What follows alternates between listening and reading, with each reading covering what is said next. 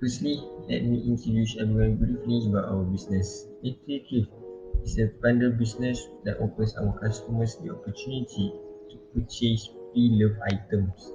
Our target market, which is GEB students, can use our service to sell their pre-loved items and also buy high-quality goods from our store. Next, our business provides variety of goods to our customer, which are clothes, chairs, textbooks, and industrial appliances. Some of these items come from premium quality background and are always ensured to be in the best condition. Industry analysis is a method for understanding a company's position in relation to other industry participants. We use industry and target market attractiveness and market timelines assessment tools to perform this analysis, yielding results of moderate potential and high potential on both. So based on this tool, we conclude that this company has a high chance of success and the chosen industry and target market are feasible. Next, customer needs. Our targeted customers will be UTP students and staff. Students especially will be on a tight budget and they will prefer used items in good shape. Furthermore, the transportation of the items to be delivered to them will make them to re-evaluate. That is why we created this platform because we know that students and staff seek used items but functional and good quality like fans at a lower cost, and they don't need to bother about transportation because every buy and sell transition will take place in UTP. Moving on to the business model. This is our business model canvas. For the key partners, we have buyer-supplier relationship. Next, key activities, we have marketing and virtual consultations. For the key resources, we have physical resources, intellectual resources, human resources, and financial resources. For the value propositions, we have value delivered to customers' problem that are being solved, and bundles of products and service offered to customer segments. In customer relationship, we provide quick service and online updates. Also, we provide discount coupons for the returning customers as well as consultation for those who wanted to know about the art of thrifting. For the channels, we have awareness phase, evaluation phase, purchasing phase, and after sales. Moving on to the customer segments, we focus on diversified segments which are for people seeking for the good deals on pre-loved item and also for those who are looking for antique and vintage items as well as for those who practice sustainable and environmentally friendly living. For the cost structure, we have employee salaries, equipment and supply expenses, retail business and inventory expenses, advertising and marketing costs. For the revenue streams, we have product sales, postage and service charges, subscription and membership, and markup sale. Next, I'm going to present about the marketing strategy.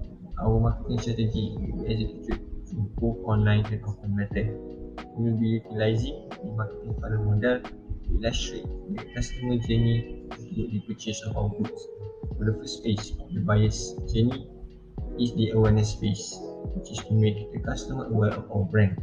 On this stage, we will be utilizing the product placement advertising, brochure distribution, for offline promotion, by conducting live streams and collaborating with social media influencers to promote our business through online method. For the second stage, which is the consideration phase, we will be focusing on creating content that aids in these potential buyers to consider our goods as possible choice to solve their problem. In this stage, we will provide voucher rewards, bundle deals, and product discount to make them more interested in buying our goods. Next is the third stage, which is the conversion stage. In this stage, we are leading our potential buyers to convert them to be our customer. In this stage, we will be using the point of sale marketing, referral program, digital marketing, and conversion ads on social media to lead them to our store and web page. Lastly is the loyalty stage. This is the stage where we want to develop a preference on our brand and the customers. In this stage, we will be utilizing the loyalty program, points reward, and mobile tracking app. Next, we continue to the overview of the competition. This overview consists of who is our competitors and why we are better. So, who is our competitors? In Sri Iskandar, there are approximately 5 thrift shops including Bundle Station, BME Bundle and CTU Bundle. Then, why we are better? We have learned that our customer satisfaction mostly relies on three things, which are accessibility, a pickup system for seller and buyer, and Nifty Thrift app. Firstly, accessibility. This because our shop located inside UTP and lower fuel consumption where students do not need to go outside UTP.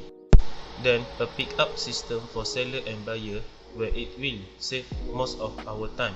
It will also increase impulse buy opportunity by get shopper into the store where they can still view other product which can convince customer to purchase additional product.